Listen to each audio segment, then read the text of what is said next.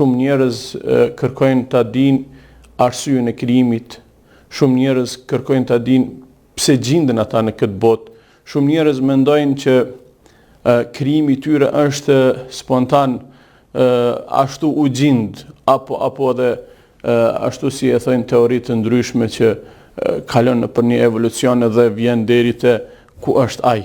Jo, asnjëra prej këtyre nuk qëndron. Allahu Azza wa Jall thot në Kur'an në suratul Mulk: A'udhu billahi minash shaitanir rajim. Bismillahir rahmanir rahim. Tabarakalladhi biyadihi al-mulk wa huwa ala kulli shay'in qadir. Alladhi khalaqa al-mauta wal hayata liyabluwakum ayyukum ahsanu amala wa huwa al-azizul ghafur.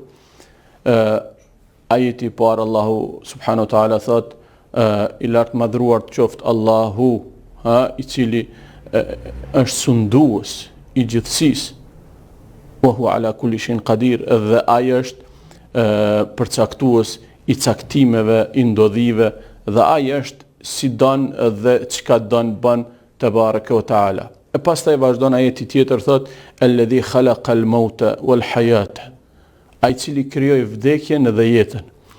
E ka përmend këtu vdekjen dhe jetën, komentatorët e Kur'anit thojnë Allahu Azza wa Jall ka përmend vdekjen fillimisht sepse njeriu dhe krijesat janë të krijuara prej vdekjes, nuk ishin dhe u gjindën. Dhe kjo është me caktimin e Allahut dhe me dëshirën e tij absolute. Alladhi khalaqa al-mauta wal hayata, dhe jetën. Allahu ka kriju jetën. Këtu të ndalëm pak. Allahu Azza wa Jall, askush mos të mendoj se ne jemi në këtë botë si krijesa dytësore ose një përbërje që mbet diçka dhe u dash të krijohet ose komponente të ndryshme kimike dhe ndodhi. Jo. Zoti thot në Kur'an, suratul Baqara, ju drejtohet me laqeve: inni ja'ilun fil ardi khalifa. Unë do ta krijoj një mëkëmbës, një pasardhës në fytyrë tokës.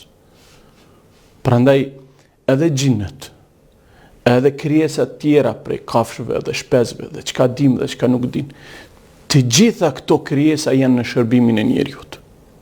Të gjitha këto krijesa janë të udhëhequra nga mëkëmbësi njeri.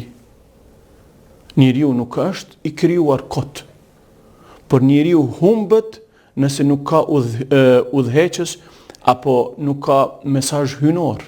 Prandaj edhe Allahu Azza wa Jall të gjithë popujt ka dërgu pejgamber, edhe me pejgamber ka zbrit mesazhe hynore për t'i udhëzuar ata dhe për t'i drejtuar, sepse shejtani në anën tjetër është përbetuar që do t'i devijoj. Prandaj njeriu ka një mision, njeriu ka një qëllim, dhe Zoti e përmend në Kur'an thot: nuk i kam krijuar njerëzit dhe gjinët vetëm se të më adhurojnë.